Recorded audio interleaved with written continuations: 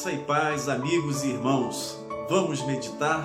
Novamente estamos juntos para assistir um novo vídeo do projeto Vamos Meditar. Obrigado pela sua participação e hoje nós teremos uma reflexão com o pastor Renato Silveira, o nosso convidado, e ele de muito bom grado aceitou a sua participação em nosso projeto. Quero convidar você também a estar participando deste projeto, inscrevendo-se em nosso canal, dando o seu ok, o seu like, também marcando o sininho e divulgando os nossos vídeos. Tudo isso estará nos motivando a produzir outros vídeos e a palavra de Deus sendo divulgada, e assim todos nós seremos abençoados pelo poder de Deus. Então, agora, sem perda de tempo, vamos meditar. Olá, meus irmãos, a paz e a graça de Jesus Cristo seja com todos nós. Graças a Deus por esse dia, mais um dia que nos fez o Senhor. É uma celebração da dádiva da vida, a gente poder estar junto, para a gente poder meditar na palavra do Senhor. Eu sou o pastor Renato e vim aqui a convite do presbítero Fernando, que está abrindo esse espaço pelo seu canal, para a gente meditar na palavra de Deus. Se tem algo delicioso que eu encontrei na vida, de tantas as andanças que foi nesse tempo que Deus me permitiu viver, foi a maravilha de poder meditar na palavra do Senhor. A meditação é algo que leva a gente a transcender e traz um alimento tão vivo e eficaz para a nossa vida que só quem experimenta que conhece. E isso é maravilhoso. Graças a Deus eu tenho a honra nessa tarde poder dividir um pouquinho disso com vocês. E eu quero ler um único trecho de um versículo muito famoso da palavra do Senhor, que diz assim, está em Mateus 26, capítulo 26, e o versículo 41, que diz assim: vigiai e orai, para que não entreis em tentação. Na verdade, o espírito está pronto, mas a carne é fraca. Esse texto eu poderia dar um tema e poderia dizer para você que você é mais forte do que imagina. Jesus, ele nesse momento aqui do texto, ele está agonizando, ele está angustiado no Getsemane, está com seus discípulos, ele vai pedir ajuda. Ele sabe que ele está para enfrentar algo que ele humanamente vai ser muito duro para ele. E ele tem consciência disso, porque Jesus estava plenamente consciente de todo o caminho que ele fez. Assim como consciente ele era de que para tudo que ele estava fazendo, para tudo aquilo que ele produziu na terra e deixou como sinal e testemunho para os homens, isso tudo foi porque Deus assim o potencializou, Deus Pai estava com ele pelo seu Espírito, que o capacitou a toda essa obra. O versículo 42, logo em seguida, ele vai dizer que ele orou pela segunda vez e disse: meu Pai, se este cálice não pode passar de mim, se eu o beber, faça a tua vontade.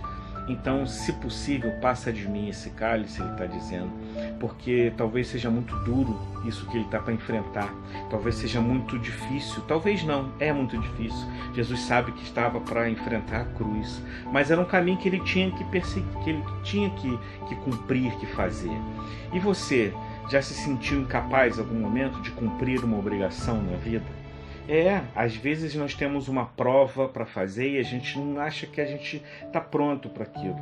A natureza humana de Jesus, ela também queria sair correndo daquele Getsemane. Isso é muito comum com a gente, que por vezes a gente também quer sair das nossas obrigações porque é mais confortável. Enfrentar nem sempre é a maneira mais tranquila de todas as coisas. Porém, a dica de Jesus é que o que tinha que ser feito era a vontade de Deus. É esse o exemplo que está ensinando para nós, porque Deus, o próprio Jesus, plenamente conhecedor do Deus Pai com quem a gente serve, ele vai dizer: se é possível, passa de mim, mas que se faça a tua vontade. Ele se entrega plenamente para Deus. Ele procura o que todos nós devemos fazer de alguma forma. Ele procura apoio nos amigos, nas pessoas. Ele vai ali, ele tem alguns com ele. Mas Jesus dá uma dica importante para nós nesse versículo. E é isso que é a meditação, que a gente está aqui descobrindo o que está nas entrelinhas, o que está na profundidade disso. Jesus vai dizer assim: vigiai.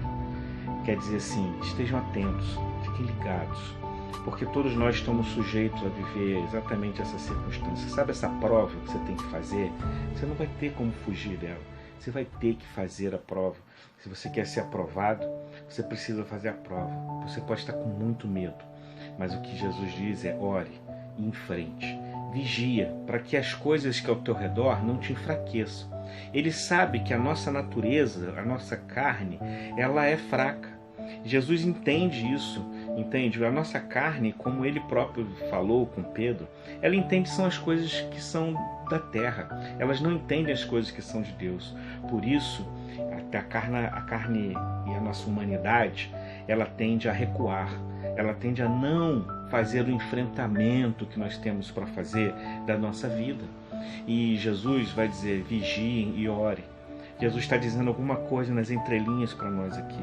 Ele está dizendo que sejam sábios, usem a sua consciência.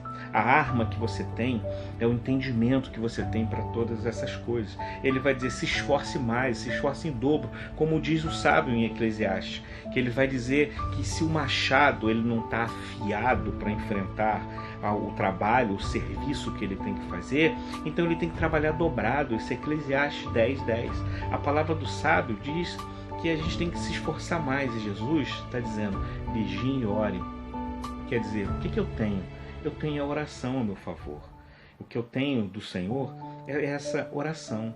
O Provérbios também vai dizer para a gente que se a gente se mostrar fraco no dia do dia que for necessário, então essa fraqueza vai ficar muito evidente. E eu quero dizer isso para você nessa meditação: nós somos mais fortes do que nós imaginamos, e a nossa carne pode ser fraca, mas o nosso espírito, ele está pronto porque a gente sabe em quem confiar. Sabe essa delícia de meditar na palavra?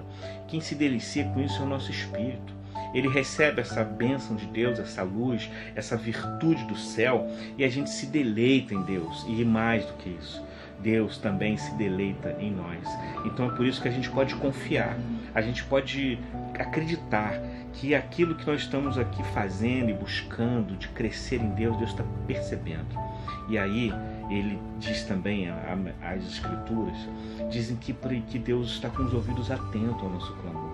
Ele não está com a mão encolhida, ele está e nem com os ouvidos tapados, ele está atento a tudo aquilo que a gente precisa.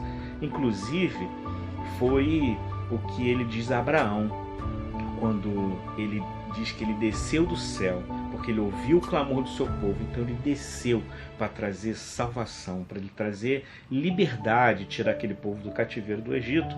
Deus está fazendo o mesmo conosco. O que eu quero dizer com isso, meus irmãos, para todos nós hoje, é que a oração é a nossa arma e Deus é a nossa força. Aprende isso, toma para si isso. A oração é a nossa arma e Deus é a nossa força.